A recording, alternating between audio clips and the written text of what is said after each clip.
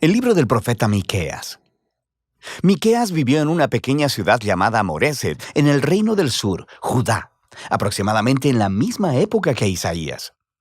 Los reinos del norte y el sur de Israel se habían dividido hace mucho tiempo y ambos habían estado violando su pacto con el Dios de Israel. Así que Miqueas advirtió que Dios traería al gran y malvado imperio asirio para derribar el reino del norte y devastar a Jerusalén. Y también advirtió que después de ellos, Babilonia traería una destrucción aún mayor. Como todos los profetas, Miqueas habló de parte de Dios para acusar a Israel, o como él dice en el capítulo 3, estoy lleno de poder, lleno del Espíritu del Señor, y lleno de justicia y de fuerza para declarar cómo Israel se ha rebelado. Así que la mayor parte de este libro explora las acusaciones de Miqueas y sus advertencias del juicio de Dios sobre Israel. Pero Miqueas también tenía un mensaje de esperanza que contrarrestaba estas advertencias, concerniente a la restauración que Dios traería después de su juicio. Y si profundizas en este libro con nosotros, verás cómo funciona esto. Las primeras dos secciones del libro desarrollan las acusaciones y advertencias de Miqueas contra Israel y contra sus líderes. La primera parte inicia con una descripción poética de Dios apareciendo sobre Israel, justo como lo hizo en el monte Sinaí. Aquí tenemos fuego, humo y terremoto. Pero esta vez Él no ha venido a hacer un pacto.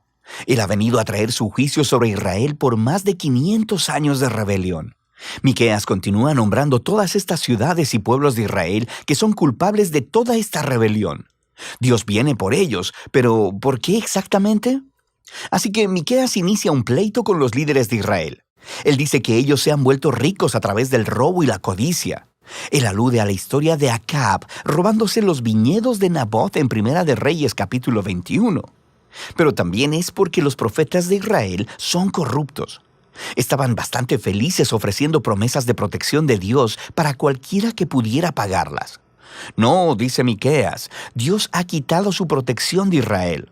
En la segunda sección de las acusaciones, Miqueas describe todavía más cómo los líderes de Israel y los profetas juntos han cometido grandes injusticias.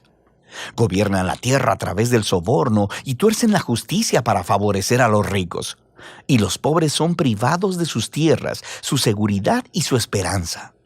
Y todo esto es una violación de las leyes de la Torá, la cual declaraba ilegal vender la tierra que le pertenecía a las familias, incluso si eran pobres.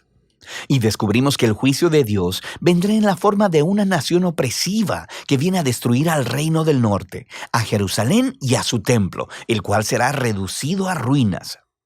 Ahora bien, estas son advertencias muy duras y no son la última palabra. Cada una de estas advertencias concluye con una impactante promesa de esperanza. Primero tenemos un poema de cómo Dios es como un pastor que rescatará y reunirá su rebaño, que es el remanente de su pueblo. Y Él los traerá todos de vuelta a los buenos pastos y será su rey una vez más. La segunda sección de advertencia concluye con esta imagen del templo de Jerusalén en ruinas. Y Miqueas dice que esto no será permanente. Un día Dios exaltará su templo, lo llenará de su presencia y llenará la ciudad con el remanente de su pueblo. Así que el propósito de Dios es hacer de Israel el lugar en el que el cielo y la tierra se encuentran, para que todas las naciones fluyan a Jerusalén, donde Dios se convierte en el rey de todas las naciones, trayendo paz a la tierra. Estos dos poemas finales de esperanza son muy poderosos.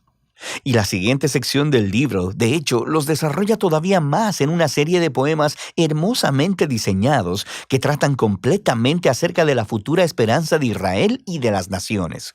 Así que aprendemos que después del ataque de Asiria, Israel será conquistado y exiliado en Babilonia. Pero a partir de ahí, Dios restaurará a su pueblo y los llevará de vuelta a su tierra.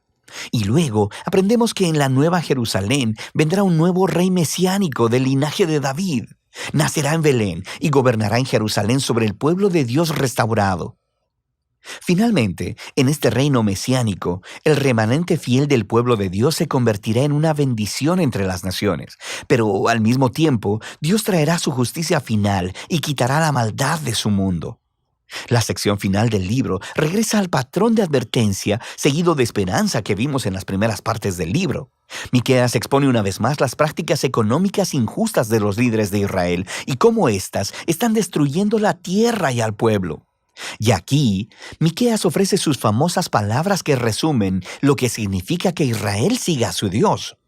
Ya que se te ha declarado lo que es bueno, ya se te ha dicho lo que de ti espera el Señor.